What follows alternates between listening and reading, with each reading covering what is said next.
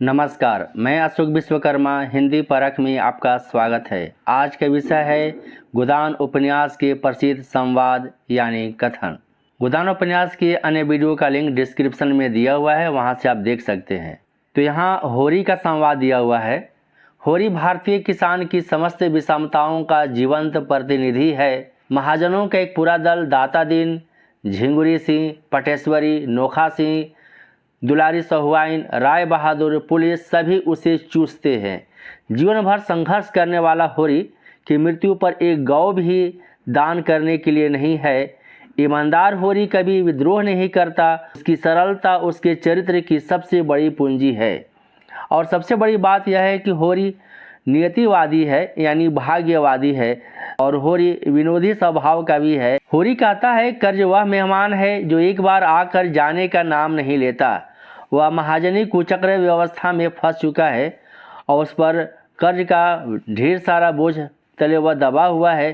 तब वह कहता है कर्ज वह मेहमान है जो एक बार आकर जाने का नाम नहीं लेता। जब अपनी गर्दन दूसरों के पैरों के तले दबी हो तो उन पैरों को सहलाने में कुशल है। होरी राय साहब जमींदार से मिलना चाहता है। तब उसकी पत्नी धनिया कहती है आज न जाओगे तो कौन हर्ज होगा, अभी तो परसों गए थे। तब होरी कहता है यह इसी मिलते जुलते रहने का प्रसाद है कि अब तक जान बची हुई है। कहीं पता न लगता कि किधर गए। गांव में इतने आदमी तो हैं, किस पर बेदखली नहीं आई, किस पर कुड़की नहीं आई। जब दूसरों के पाँव तले अपनी गर्दन दबी हुई है तब उन पाँवों को सहलाने में ही कुशल है। का अगला संवाद है हमारा जन्म इसलिए हुआ है कि अपना रक्त बहाएं और बड़ों का घर भरे। हम लोग समझते हैं कि बड़े आदमी बहुत सुखी होंगे, लेकिन सच पूछो वे हमसे ज़्यादा दुखी हैं। अगला संवाद है होरी का। छोटे बड़े भगवान के घर से बनकर आते हैं। संपत्ति बड़ी तपस्या से मिलती है। उन्होंने पूर्व जन्म में जैसे कर्म किए हैं उनका आनंद भोग रहे हैं। यह संवाद होरी का है और वह भोला से कहता है जब वह राय बहादुर से मिल करके आता है। इसके बाद अगला कथन है क्या ससुराल जाना है जो पाँचों पोशाक लाई है। ससुराल में भी तो कोई जवान साली सलहज नहीं बैठी है जिसे जाकर दिखाऊं। तो यहाँ पर क्या है, उसका विनोदी स्वभाव इस संवाद से प्रकट हो रहा है। जब वह राय बहादुर जमींदार से मिलने जाना चाहता है तब धनिया इन सारे पांचों पोशाक जो वह होरी कहता है वह लेकर के आती है। तो पांचों पोशाक क्या है, यहाँ पांचों पोशाक का मतलब होरी की लाठी, जूते, मिर्जाई, पगड़ी, तंबाकू का बटुआ है। अगला संवाद है तो क्या समझती है मैं बूढ़ा हो गया, अभी तो 40 भी नहीं हुए, मर्द 60 पर पाठे होते हैं, होरी ने धनिया से कहा। यहाँ पर उसका विनोदी स्वभाव प्रकट हो रहा है। होरी का अगला संवाद है हमारे गर्दन दूसरों के पैरों के नीचे दबी हुई है, अकड़ का निर्वाह नहीं हो सकता, होरी ने गोबर से कहा। इसके बाद अगला संवाद है होरी का।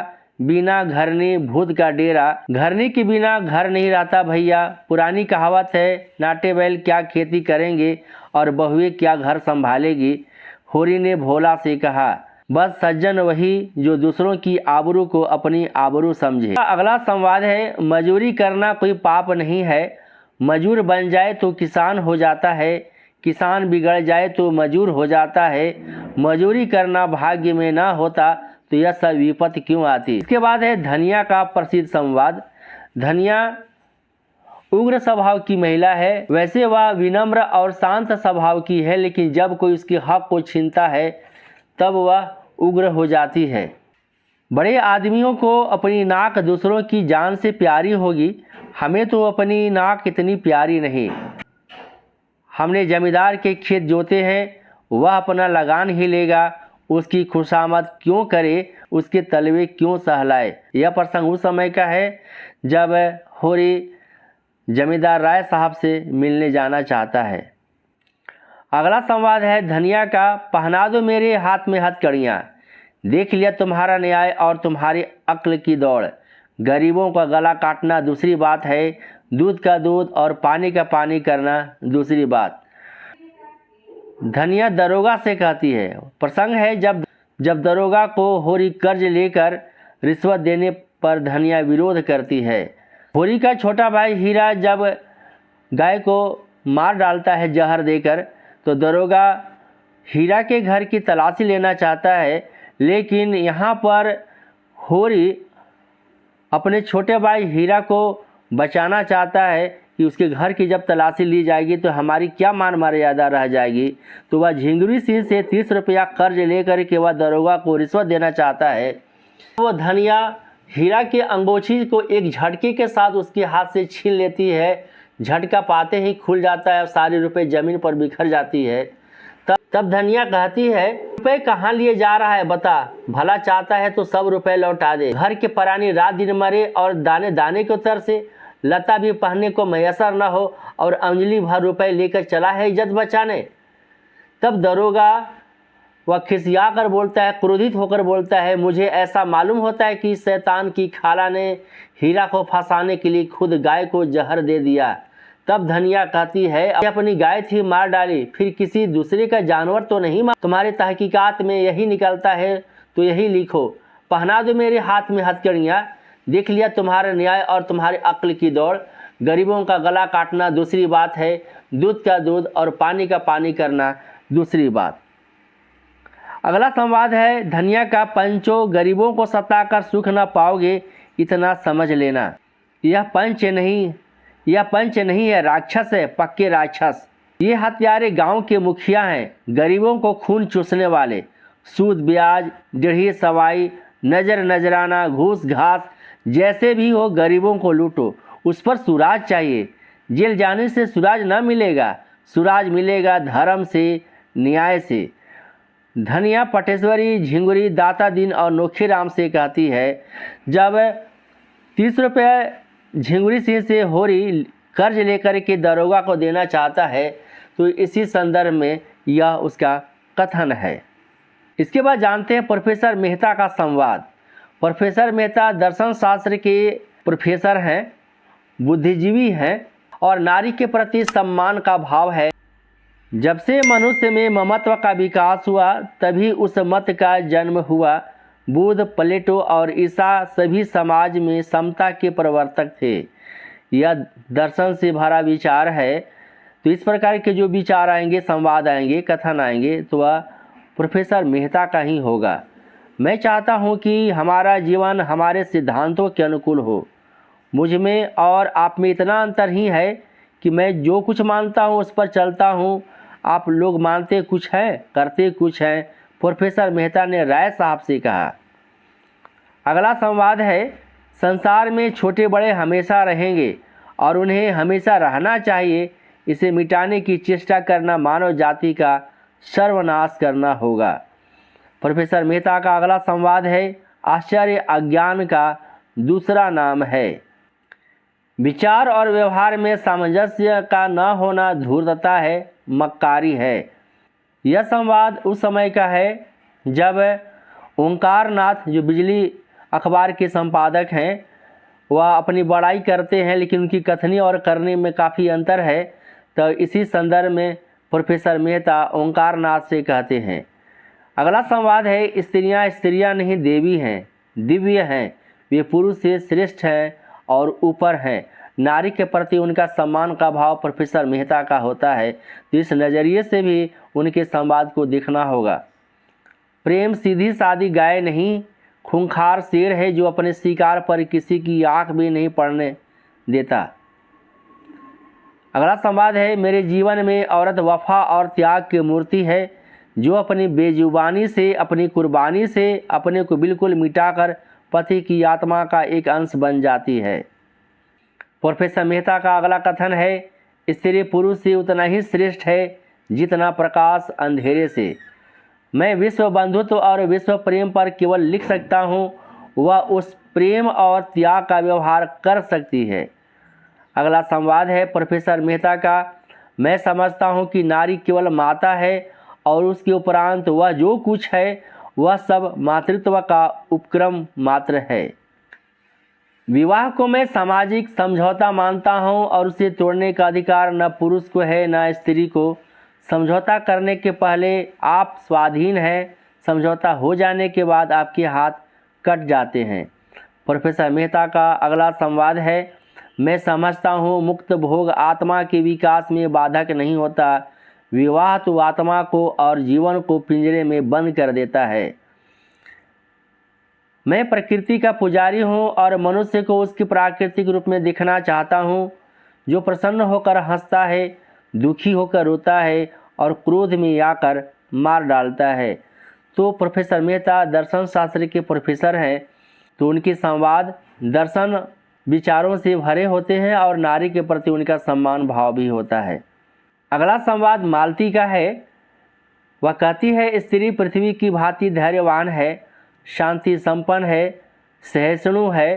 पुरुष में नारी के गुण आ जाते हैं तो वह महात्मा बन जाता है, नारी में पुरुष के गुण आ जाते हैं तो वह उल्टा हो जाती है। प्रेम को संदेह से ऊपर समझती हूँ, वह देह की वस्तु नहीं आत्मा की वस्तु है। अगला संवाद है मालती का। जो व्यक्ति कर्म और वचन में सामंजस्य नहीं रख सकता वह और चाहे जो कुछ हो सिद्धांतवादी नहीं है। मालती का अगला संवाद है, इस नई सभ्यता का आधार धन है। विद्या और सेवा और कुल और जाति सब धन के सामने हेय है। इसके बाद जानते हैं राय साहब का संवाद। राय साहब होरी से कहते हैं, तुम हमें बड़ा आदमी समझते हो, हमारे नाम बड़े हैं पर दर्शन छोटे। बड़े आदमियों की इच्छा और बैर केवल आनंद के लिए है। हम उतने बड़े आदमी हो गए हैं कि हमें नीचता और कुटिलता में ही निस्वार्थ और परम आनंद मिलता है।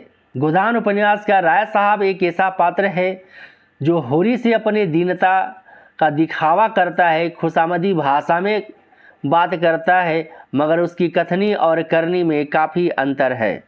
अगला संवाद है राय साहब का। गरीबों में अगर ईर्ष्या या बैर है तो वह स्वार्थ के लिए या पेट के लिए। ऐसी ईर्ष्या और बैर को मैं क्षम्य समझता हूँ।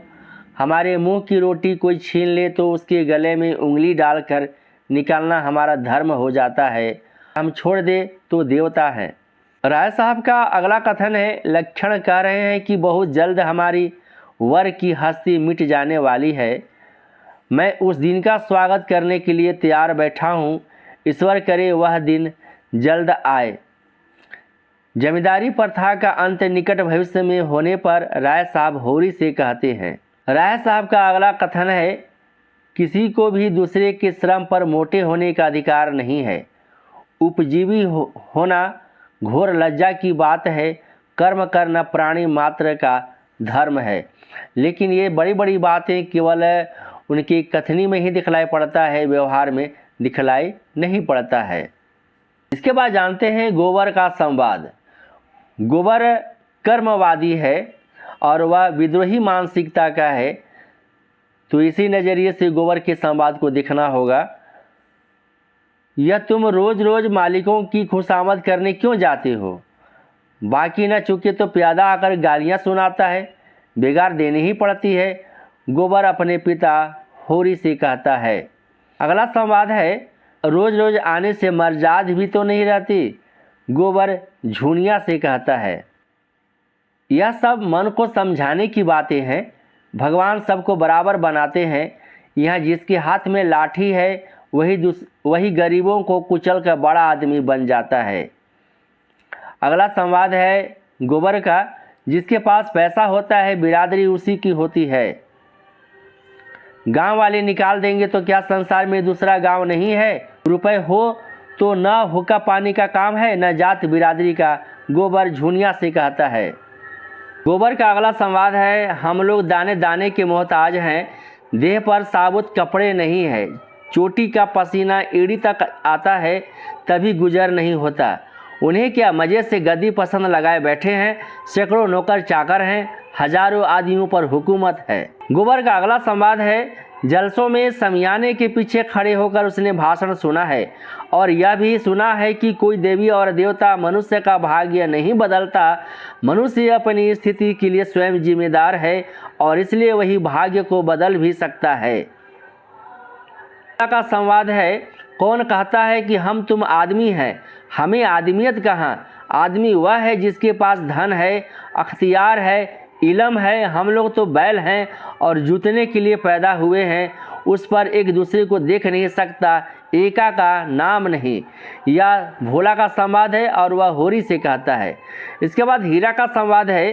बेईमानी का धन जैसे आता है वैसे ही जाता है। हीरा अपने छोटा भाई शोभा से कहता है। प्रसंग है जब होरी गाय खरीदकर अपने घर लाता है। इसके बाद है ओंकार नाथ का संवाद। ओंकार नाथ बिजली दैनिक पत्र के संपादक हैं।